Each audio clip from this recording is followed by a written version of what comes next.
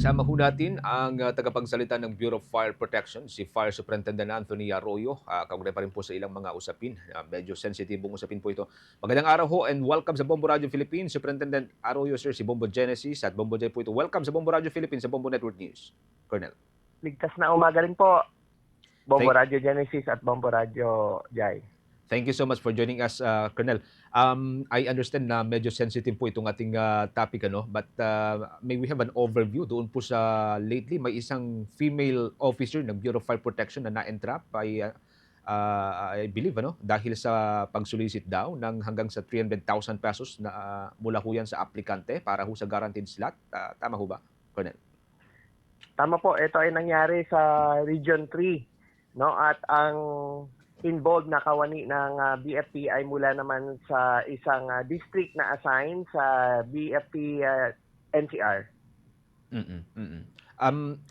Ano pong nangyari dito? Paano ho yung nangyaring entrapment, sir? Yes po, no, linawin ko lang Bombo Jai and Bombo Genesis, no. Bago pa nagsimula ang proseso ng recruitment sa taong ito, kasi meron tayong mga more or less, exactly 2,504 na i-recruit sa buong Pilipinas at sa Region 3 naman ay may 172. So mga first week of July ay walang patid na po ang nationwide campaign na ginagawa ng aming ahensya sa pangunguna ng aming officer in charge, Chief Superintendent Quan Chu, at kasama ang 18 regions and respective regional directors para sa nasabing 2,504 na quota na mapupunta sa nasabing 18 regions. At mahigpit na direktiba ng aming kalihim ng DILG, Secretary John B. Cremulya, na ang pagpasok sa BFP ay walang bayad, no? Dadaan sa tamang proseso at paulit-ulit na nga kami sa pagbabala, na huwag magpalinlang sa sino mang mag-aalok ng tulong kapalit ng pera bilang bahagi ng isinusulong naming extensive reform sa recruitment system. At nakadesenyo to really strengthen integrity and eliminate opportunities for favoritism, corruption, and other irregularities. Kaya meron kaming weekly na mga press release patungkol sa mga ganitong pambansang kampanya laban sa mga recruitment scam at katiwalian sa pagkuha ng bagong kawani, no? Ito ay bahagi na rin sa pagsugpo ng FO1 for sale at talagang sinasabi natin sa press release na yan ng libre ang recruitment, walang bayad. Ang pagpili sa mga aplikante ay base lamang sa kanilang kakayanan, katapatan at physical na kahandaan. Kaya itong isang aplikante, buti na lang din ay talagang aware na siya, no? At alam niya na pwede niyang gawin without fear of reprisal, no? At nung may natanggap siyang messenger text mula sa isang nagpakilalang bombero na siguradong makakapasok siya sa kota ng BFP Region 3 kung siya ay makipag-ugnayan sa nagpakilalang bombero sa isang text at kailangan niya lang po ay magbigay, no, ng halaga para siguradong papasok siya at hindi siya malalaglag. Kaya ang aplikanteng ito ay lumapit sa tanggapan sa pinakamalapit na fire station kung saan siya nakatira, no? At doon naman po sa Region 3 po na isang fire station at pinagbigay alam naman to sa regional director ng BFP NCR at nakipag-ugnayan sa PNP. So mga sabihin natin na 21 siya lumapit, no, sa isang fire station sa Zambales. At ikinasa na nga po noong August 22 ay minomonitor na yung kanyang text message na kapalit yung conversation nila sa pamamagitan ng text message sa Messenger.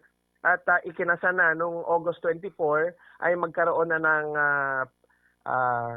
pagkikita ng dalawa, no? Una, magkikita sila sa isang terminal sa Parañaque area pero parang dinivert yung location.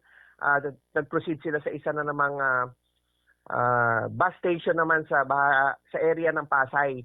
So doon po talagang nag-face to face sila nagkita, nagpakilala yung nabanggit nga ninyo, no, na isang babae na pinakita pa yung ID at pinapa-assure yung biktima na siya ay talagang lehitimong BFP personnel at sinabi niya na magbigay ng 500,000 ay siguradong makakapasok siya sa etong recruitment ngayon.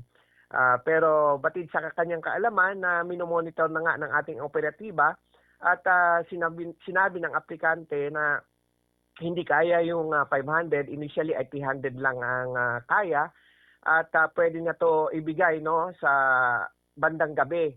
So same day no ng August 24 at nakaabang na po ang ating mga kapulisan at joint effort ng BFP ay nagkita sila sa isang fast food joint restaurant sa San Fernando area. At nung nagkaabutan na ng pera at caught in the act, at yun na po, hinuli ang nasabing involved na kawani ng bombero. At again po, no, kumpirmado po na yun ay BFP personnel at mariing kinukundina namin yon.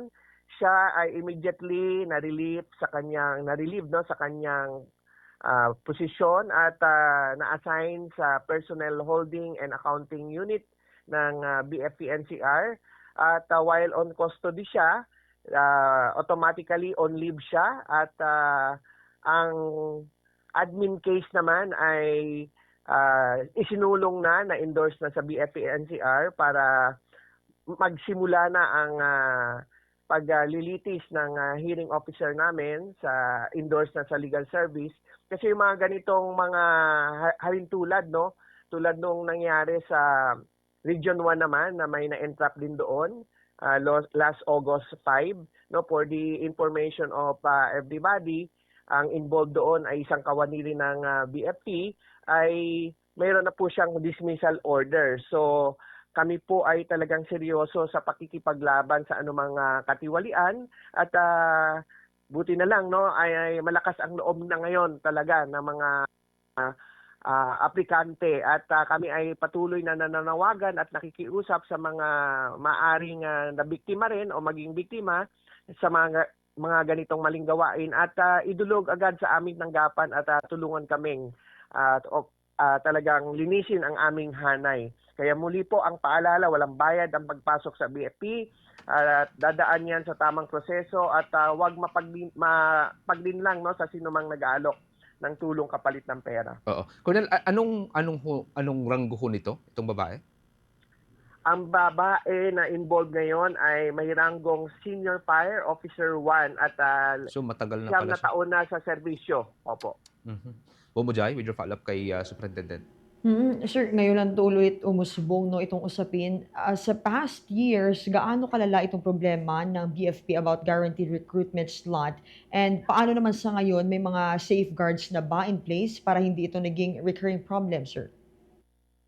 Opo, napansin na nga rin yan ng ating kalihim John Vic Rimulya, no? At talagang isa yan sa talagang matinding reforma na ginagawa patungkol sa issue na yan. At sinulong na namin yung aming BFP Santindig. Ito yung sama-samang aksyon ngayon na ayon sa totoong na serbisyong maintegridad at dignidad.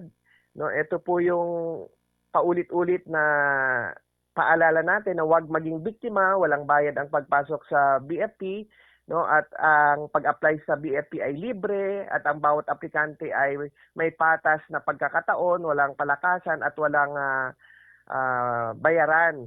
Kaya isa sa mga reforma na ginawa natin sa taong ito sa pag-recruit ng karagdagang 2,504 na kawani no para sa aming hanay, ang BFP po ay proud to announce na ni-launch namin yung e-hiring recruitment system or electronic hiring system. Ito yung isa sa mga historic milestone to safeguard, no? Kasi ang ito po ay considered na first online recruitment portal kasi yung platform allows applicants to apply sa kanilang mga kabahayan at i-track yung kanilang status na real time. No, hindi na po kailangan na pumunta or mag-travel sa mga BFP regional offices at karagdagan no yung system ay hindi na sobrang gastos kasi wala nang masyadong financial burdens kasi tinanggal na natin yung mga unnecessary document requirement na pagpasa. Kailangan lang po initial application stage, tapos to online lang. At kahit po yung written examination ay online na rin, although nag-meet sila sa isang mga area na testing center, pero right after the examination ay malalaman agad nila yung result, at dahil system generated ito, walang intervention ng human, no? Ang kanilang mga grading system ay through the system generated, no? At this digital transition nga ay nag-minimize ng face-to-face interaction, at talagang masasabi natin na nag-safeguard sa recruitment process against potential influence or corruption. However, alam niyo naman po pag binago natin yung mga sistema, ay nag-a-adapt rin yung mga talagang may masamang balak.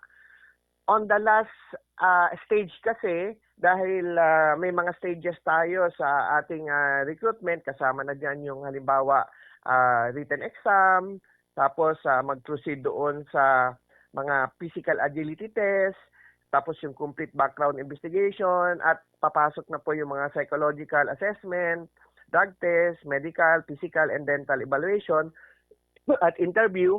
So, pinopost natin ngayon sa official FB page ng respective region ang mga qualified to proceed sa next stage.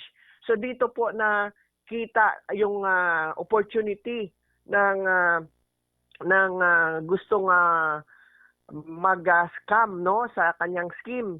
So, siya po ay nagpadala ng mga messages randomly sa mga na-proceed sa next stage. At nagkataon yung isang aplikante natin na natanggap niya yung text ay immediately po lumapit sa tanggapan namin. At yun po naikasa ang nasabing entrapment operation. Okay, thank you so much, Sir Bambo Jen. Good thing na maaga po ang Bureau of Fire Protection sa pag-entrap po dito. Colonel, again, maraming salamat for joining us sa Bombo Radio Philippines. Hanggang sa mga susunod. Ingat-ingat po kayo, sir.